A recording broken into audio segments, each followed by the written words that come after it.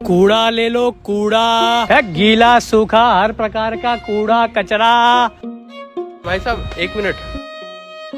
भाई क्या गंदगी फैला रखी है, दुनिया कूड़ा बाहर फेंकती है और तू कूड़ा बेच रहा है। पर इसमें नई बात क्या है? यही कि तू कूड़े वाला लग तो रहा है पर कूड़ा लेने के बजाय तू कूड़ा बेच रहा है। क्या बात कर रहे हैं साहब, बहुत तगड़ा बिजनेस है ये। घर से कूड़ा उठाने में क्या मिलता है? कुछ नहीं मिलता है, लेकिन कूड़ा बेचने में बहुत तगड़ी कमाई है। पर कूड़ा खरीदता कौन है? आप? मैं? मेरा मतलब आप जैसे लोग, कई कस्टमर है सर, और आप भी कई बार ये कूड़ा खरीदते ही होंगे। नहीं, बिल्कुल नहीं, मैं पागल हूँ जो कूड़ा खरीदूंगा। सर कैसी बात कर रहे हैं, मैं शर्त लगा के कह सकता हूँ आप दिन में कई बार ये कूड़ा खरीदते होंगे। मेरा दिमाग घूम रहा है, ऐसा कौन सा कूड़ा कचरा है तेरे पास? हर तरीके का, गीला सूखा, आधा गीला आधा सूखा, सब वेराइटी है। और लोग ये सब खरीदते भी हैं? हाँ हाँ, रोज, और दिन में 10-10 बार। ऐसा है, मैं पागल हो जाऊंगा, तू कूड़ा दिखा पहले। अच्छा खरीदिएगा, मैं पहले बता रहा हूँ कि आज मैं ऑनलाइन पेमेंट नहीं लूंगा, कैश लूंगा। नहीं, मुझे सिर्फ सैंपल देखना है। अच्छा सैंपल देखेंगे, देखिए ये रहा सूखा कचरा और ये गीला।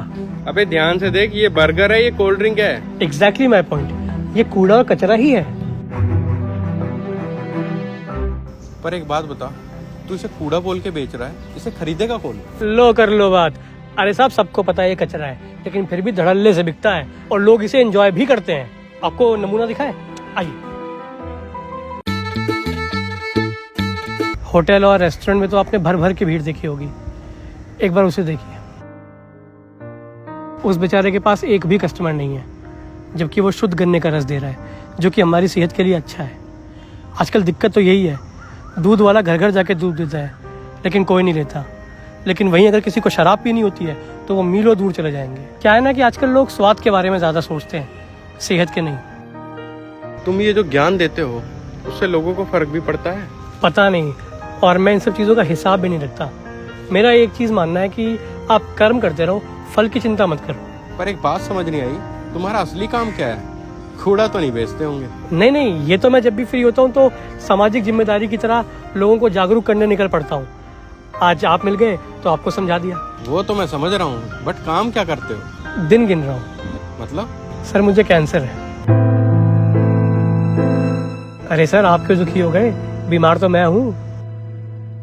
क्या है ना कि हम लोग बिना सोचे समझे कुछ भी उल्टा सीधा खाते हैं, मन की सुनते हैं, दिमाग की नहीं। और मन का क्या है, मन तो साला चंचल है। एक्चुअली मैं एक प्राइवेट कंपनी में जॉब करता था, जिसके चलते मुझे घर से दूर आना पड़ा। तो तब से ये जंक फूड, ये आसी बासी उल्टा सीधा खा के मुझे कैंसर हो गया। तब से मेरी यही कोशिश है कि जो मुझे हुआ है वो और किसी को ना हो। तो बस जब भी फ्री टाइम होता है तो अपना ये झोला लेके टांग के निकल लेता हूँ जागरूकता फैलाने।